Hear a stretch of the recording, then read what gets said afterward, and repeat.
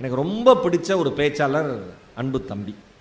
தமிழ் பேச்சு எங்கள் மூச்சில் எல்லாரும் வீராவேசமாக பேசிக்கிட்டு இருக்கிறப்ப ஒரே ஒரு இளைஞன் மட்டும் வந்து சர்வசாதாரணமாக மக்களினுடைய மொழியில் பேசி அவர்களை சிரிக்கவும் வைத்து சிந்திக்கவும் வைத்தான்.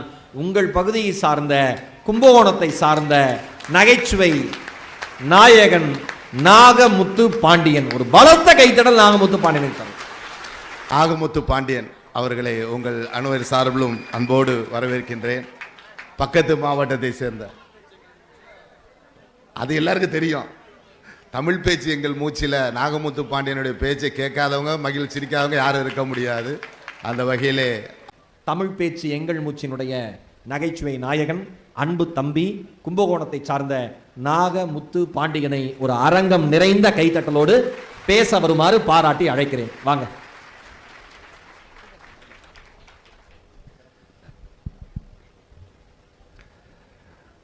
பழம்பெரும் மொழியே, ஆஹா, என் நாவுக்கும் கரத்துக்கும் பலம் தருகின்ற மொழியே, ஊனே உயிரோடு கலந்த உணர்வே, தேனே திகட்டாத அமுதமே, தரணி எங்கும் பவனி வரும் மொழிக்கெல்லாம் தாயே தமிழே நீ வாழி என்று சொல்லி என் தாய் தமிழை வாழ்த்தி வணங்கி என்னுடைய உரையை நான் தொடங்க. அருமை அருமை.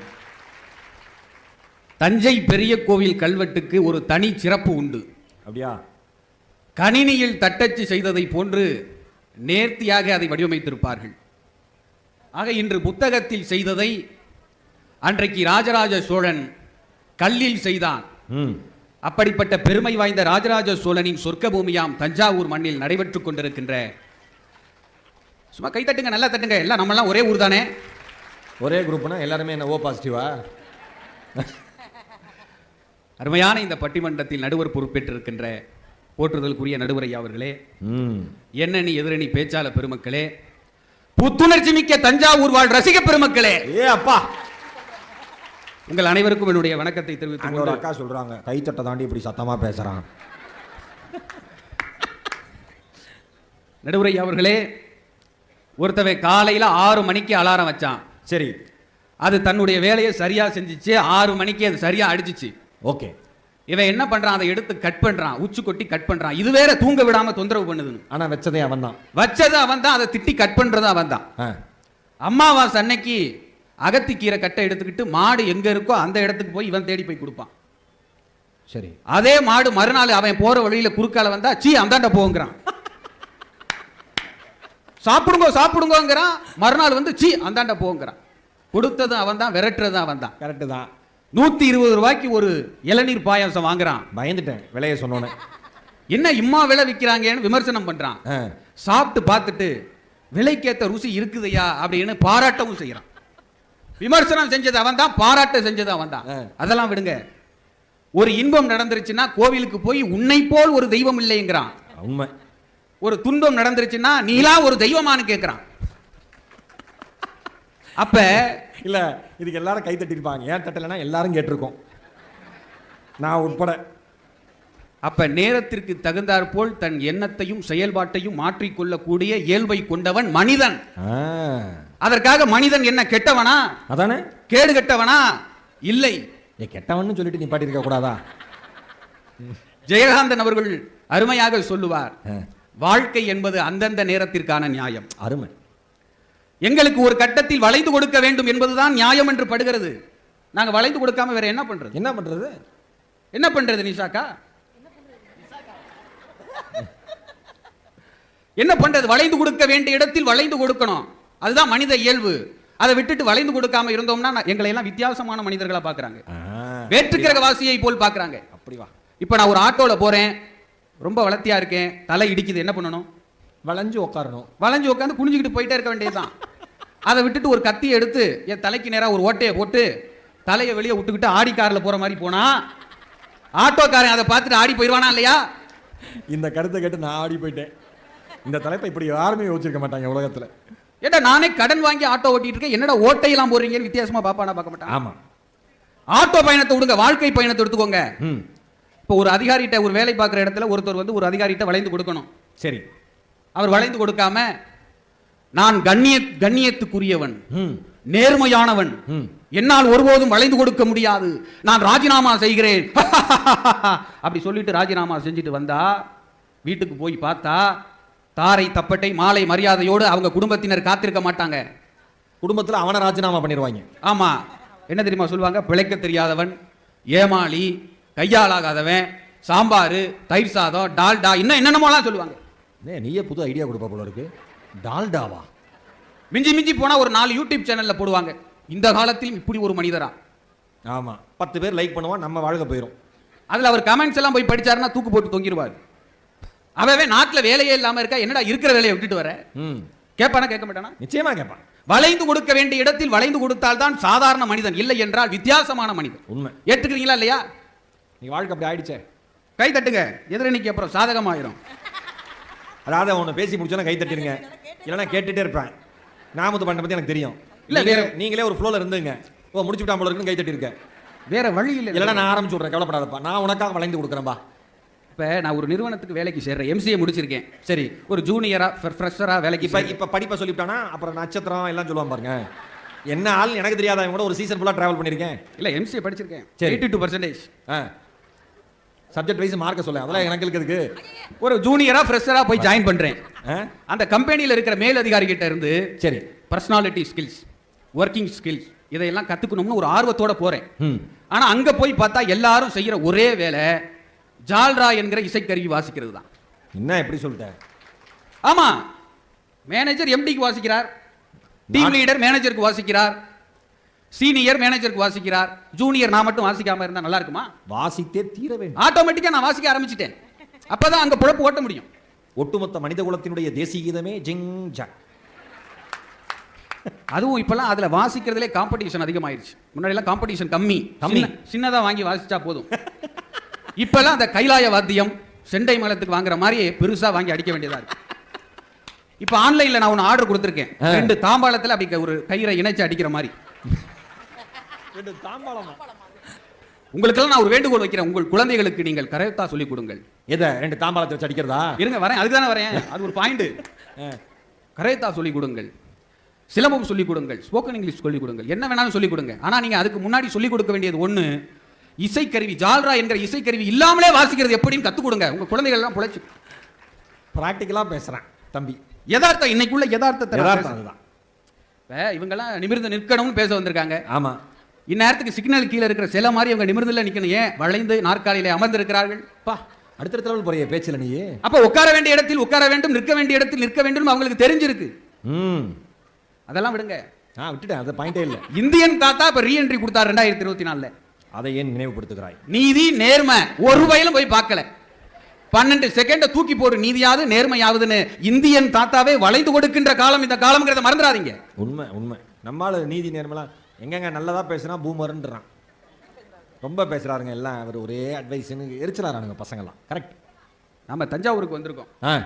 தஞ்சாவூர்ல ஃபேமஸ் என்ன கண்டுபிடிச்சிட்டே? தஞ்சாவூருக்கு வந்திருக்கோன்னு இவ்வளவு நேரம் ஆச்சா காலையில இருந்து? இல்ல, அது நீ வந்ததே என்ன கும்பகோணத்துல தானே வந்த. தஞ்சாவூர்ல என்ன ஃபேமஸ்?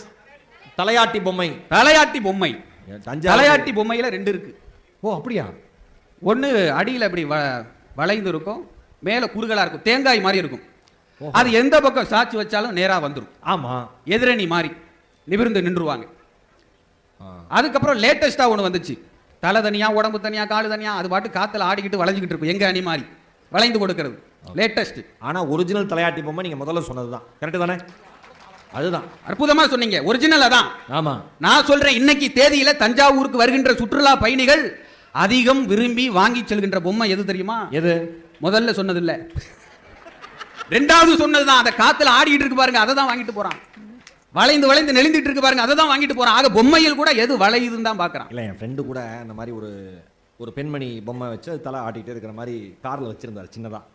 நான் கேட்டேன், காரில் சாமி படம் சாமி சிலை தான் வைப்போம், இல்லை எதுவுமே வைக்காமல் இருப்போம், இந்த மாதிரி ஒரு சிலையை நான் பார்த்ததில்லைன்னு.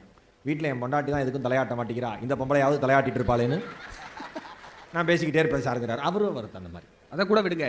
அடுத்து என்ன ஃபேமஸ்? அப்படி நான் என்ன பேசினாலும் விடுங்கன்ற, நீ பேசுறதா எடுத்துக்கங்கிற. நீங்க என்னை விட கொஞ்சம் அதிகமாக சொல்லிடுங்க, அதனால என்னோட பாயிண்ட் சுமார் ஆயிரும். சாரிப்பா, சொல்லு. சுமார் ஆயிடும். அடுத்து என்ன ஃபேமஸ்? காவிரி. என்னது? காவிரி எங்க பிறக்குது? காவிரி இருக்கட்டையா, காவிரி எங்க பிறக்குதா? கேள்வி. காவிரி எங்க பிறக்குது? எங்க பசங்களா? காவிரி மருத்துவமனையிலயா பிறக்குது? என்ன தலையில சொல்ற? காவிரி எங்க பிறக்குது? குடகு என்கிற மலையில் இருக்கு பிறக்குது. மேலே இருந்து கீழே குதிச்சு அப்புறம் மேடு பள்ளத்தை எல்லாம் கடந்து ஆமா, அப்புறம் தான் தமிழகத்துக்கு அது சீரா வருது. எங்க சீரா வருது தமிழகத்துக்கு? பாடுபட்டு வாங்க வேண்டியிருக்கு. ஆமா, அங்க மழை வந்தா இங்க திறந்து விடுறாங்க, இல்லைன்னா எங்க விடுறாங்க. அது இங்க வந்தாலும் சீரா வர்றதில்ல. இல்ல, காவிரியுடைய அமைப்பு அதுதான். அமைப்பு சரி. நீ மலையில் உருவாகி மேடு பள்ளங்களை கடந்து அது தமிழகத்திலே சீராக வருகிறது. சீராக வருகிறது. குடகு, மைசூரு, பெங்களூரு கடந்து தமிழகத்திலே வருகிறது. சேலம் அப்படியே நம்ம சரி, தஞ்சாவூர் வருது. சரி. வச்சுக்கோங்க. ஆ. அப்ப இயற்கையாக ஓடுகின்ற ஆறுகள் நேர்கோட்டில் சென்றதாக சரித்திரம் இல்லை. எத்தனை கிளையாறுகள், எத்தனை துணையாறுகள், எத்தனை வளைவுகள் எல்லாத்தையும் கடந்துதான் அது சீரா போகுது. அப்ப காவேரி கிட்ட இருந்து கத்துக்கிற வேண்டியது என்ன?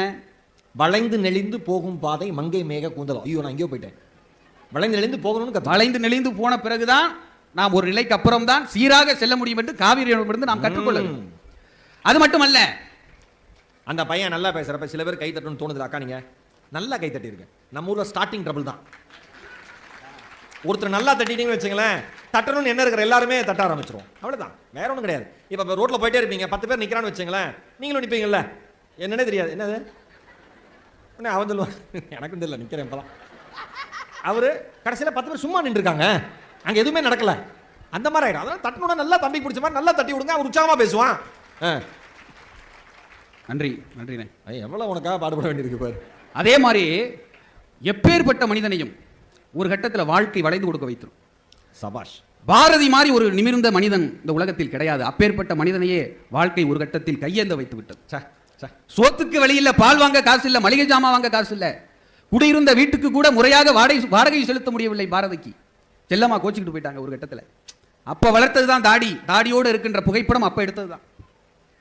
எதுக்குமே காசு இல்ல. வறுமைனா பாரதி, பாரதினா வறுமை. சீட்டு கவிதை எழுதினார் எட்டயபுரம் மன்னருக்கு, உதவி செய்யுங்கய்யா. கையேந்த வைத்தது வாழ்க்கை. ஒரு அவருடைய நண்பரிடம் போய் கையேந்தினார், உதவி கேட்டார். அவர் ஒரு தட்டிலே ஒரு பட்டாவை வைத்து கொடுத்தார். என்ன பண்ணார் தெரியுமா பாரதி? பட்டாவை மட்டும் எடுத்துக்கிட்டு தட்டை நீயே வச்சுக்கோன்னார். ஏன்னா கொடுக்கின்ற கை கீழே இருக்கணும், வாங்குற கை மேல இருக்கணும். அதையே மாத்தினார் பாரதி. அப்பேற்பட்ட மனிதனையே கையேந்த வந்தது வாழ்க்கை. இப்ப நான் உடனே சொல்றேன், பாரதி பெருமிதத்தோடு வாழ்ந்தார். அது அவங்க மனைவி செல்லமா இன்னைக்கு உயிரோடு இருந்தா அவங்ககிட்ட ஒரு இன்டர்வியூ போய் எடுங்க. என் கணவர் பாரதி பெருமிதத்தோடு வாழ்ந்தார்னு சொல்லுவாங்க. ஆனா மகிழ்ச்சியாக நாங்கள் வாழ்ந்தோம்னு சொல்லவே மாட்டாங்க. மகிழ்ச்சியை இழந்தால் தான் நீங்கள் நிமிர்ந்து இந்த சமுதாயத்தில் இருக்க முடியும். திருப்பூர் குமரன் மாதிரி ஒரு நிமிர்ந்த மனிதனை பார்க்க முடியாது. தீபாவளி நெருங்குகிறது, மனைவியோடு சேர்ந்து பட்டாசு வெடிக்க வேண்டும், புத்தாடை உடுத்த வேண்டும். அதையெல்லாம் விட்டுவிட்டு பட்டாசு கடை வாசலில் போய் சென்று அந்நிய பட்டாசுகளை வாங்காதீர்கள், காசை கரியாக்காதீர்கள், அண்ணல் காந்தியார் வாழ்க என்று போராட்டம் நடத்தி கொண்டிருக்கிறார். பட்டாசுக்காரன் பார்த்தான், பட்டாசு எடுத்து திருப்பூர் குமரன் மேல எரிஞ்சான். எங்கு பார்த்தாலும் தீப்புண் காயம். மூளை சிதறி கொடியை காத்தான் குமரன். அவருடைய மனைவிட்ட போய் நீங்க இன்னைக்கு இன்டர்வியூ எடுங்க. பொட்டு இழந்து பூ இழந்து குழந்தை கூட இல்லை, மகிழ்ச்சியா இருந்திருப்பாங்களா? ஆக நீங்க மகிழ்ச்சியை தியாகம் செய்தால் மட்டும்தான் நிமிர்ந்து நிற்க முடியும் என்பது என்னுடைய வாதம். மகிழ்ச்சியான வாழ்க்கை என்பது வளைந்து கொடுப்பதா நிமிர்ந்து நிற்பதா? நீ மகிழ்ச்சியை தியாகம் செஞ்சாதான் நிமிர்ந்து நிற்க முடியும். அப்புறம் எப்படி மகிழ்ச்சியா வாழ்வீங்கன்னு கேட்டிருக்காரு. 2 பேருக்கும் சும்மா முறைச்சிக்கிட்டே இருக்க கூடாது. எழுதுன்னு பாயிட்டேன். இதே தலைப்பில் நான் எதிரணியில பேசுகிற பொழுதெல்லாம் ஒரு கருத்தை வலிமையாக வைப்பேன். என்ன கருத்தை அப்படி வலிமையாக வைப்பீர்கள்? கோவில் கொடிமரத்தில் நிமிர்ந்த நேரான மரங்களை தான் பயன்படுத்துகிறார்கள். சன்னல் செய்யவும் நிலைக்கதவு செய்யவும் நிமிர்ந்த நேரான மரங்களை தான் பயன்படுத்துகிறார்கள். வளைந்த மரம் எதுக்கும் பயன்படாது என்கிற வாதத்தை நான் வைப்பேன். அதை நான் இன்னைக்கு உடைக்கின்றேன். ஏன்னா இந்த பக்கம் பேசுற. ஆமா, அது ஒன்று. நீயே இப்படி வளைவன் நாங்க எதிர்பார்க்கல. இரண்டாவது என்னன்னா, நிமிர்ந்த மரத்திற்கு எத்தனை வளைந்த கிளைகள், ஆஹா, எத்தனை வளைந்த வேர்கள், ஆஹா, அந்த கிளை எத்தனை கூடுகளை தாங்கி இருக்கும், எத்தனை முட்டைகளை தாங்கி இருக்கும், எத்தனை சந்ததிகளை உருவாக்கி இருக்கும், எத்தனை முறை புயல் அடித்த போது அதன் வளைந்த வேர்கள் அதை இந்த மரத்தை காப்பாற்றி இருக்கும். சபாஷ். வெள்ளத்திலே அந்த வளைந்த வேர்கள் அந்த மரத்தை காப்பாற்றி இருக்கும். அதையெல்லாம் வெட்டி புட்டு நீங்க நேர்கொண்ட நிமிர்ந்த மரம் மரம்னு சொன்னா அப்ப அதுல இருந்து என்ன தெரிகிறது? கிளை வேர் என்கிற தன்னுடைய மகிழ்ச்சியை நீக்கிவிட்டு தியாகம் செய்து விட்டால் மட்டும்தான் நீங்கள் நிமிர்ந்து நிற்க முடியும். இறுதியா ஒண்ணு சொல்றேன், அது நல்லது. சங்க இலக்கியத்தில் 550 ஒரு பாட்டு, நூல் நின்ற பாகத்தே நொவ்விதார் சென்றீக தேனவின்ற கானகத்தை எழில் நோக்கி தானவின்ற கற்புத்தாள் வீழ்த்து கவின்மிசை கையூன்றி நிற்பால் நிலையுணர்கம் யாம். இப்போ எவ்வளோ பேர் கை தட்டினாங்களே, நான் கை தட்டினேனே, யாருக்கு எதுவும் புரியல. சொல்றேன், அதையும் படிச்சு ஆனால் வந்து. தொடர்ச்சியாக பேசுனா நாங்கள் கை தட்டிடுவோம். உனக்காக தான். அதாவது நூல் நின்ற பாகத்தே நுவ்விதா சென்றீங்க. ம் பொருளீட்ட சென்ற தலைவன் நீண்ட நாட்களுக்கு பிறகு தலைவியை காண தேரேறி வருகிறான். ம் அப்ப தேர் ஓட்டிட்டு அவன் சொல்றான், நான் ரொம்ப நாள் கழிச்சு தலைவியை பார்க்க போறேன். நூல் நின்ற பாகத்தே நுவ்விதா சென்றிருக்க, கலை நூல்களை கற்றறிந்த தேர்ப்பாகனே விரைந்து செல்லுன்னு சொல்றான். ம் அப்ப அந்த காலத்தில் தேர் ஓட்டி கூட கலை நூல்களை கற்றறிந்தவனாக இருக்கிறான். இது ஒண்ணு. ரெண்டாவது விஷயம் என்னன்னா, தேர் ஓட்டிக்கு ஐஸ் வைக்கிறான். ஏன்னா ரொம்ப நாள் கழிச்சு தலைவியை பார்க்க போறான். ஒரு வேலையை செய்யினா செய்ய மாட்டான், செய்யாதன்னா செய்வான். உன்னை போல் இந்த வேலையை யாரும் செய்ய முடியாதுன்னு சொன்னா அதை செய்வான், செய்யினா செய்ய மாட்டான். அதனால ஐஸ் வைக்கிறான் அவன் தேரோட்டிக்கு. அப்ப இந்த பாட்டிலிருந்து நீங்கள் ரெண்டை கற்றுக்கொள்ள வேண்டும். ம் தேரோட்டிக்கு சொன்னதை போன்று நீங்கள் எல்லோரும் நிறைய நூல்களை வாங்கி படிக்க வேண்டும். தலைவன் தன் வேலையாக வேண்டும் என்று தேரோட்டிக்கு ஐஸ் வைத்தானே, அதுபோல உங்கள் வேலையாக வேண்டும் என்றால் பிறருக்கு நீங்கள் ஐஸ் வைக்க கற்றுக்கொள்ள வேண்டும். இந்த ரெண்டையும் நீங்கள் வீட்டுக்கு எடுத்துட்டு போங்க. எதிரணி சொல்றதெல்லாம் கேட்காது. இந்த பாடல் எதுல வருது? 5:50. இது ஆசிரியர் பெயர் தெரியுமா?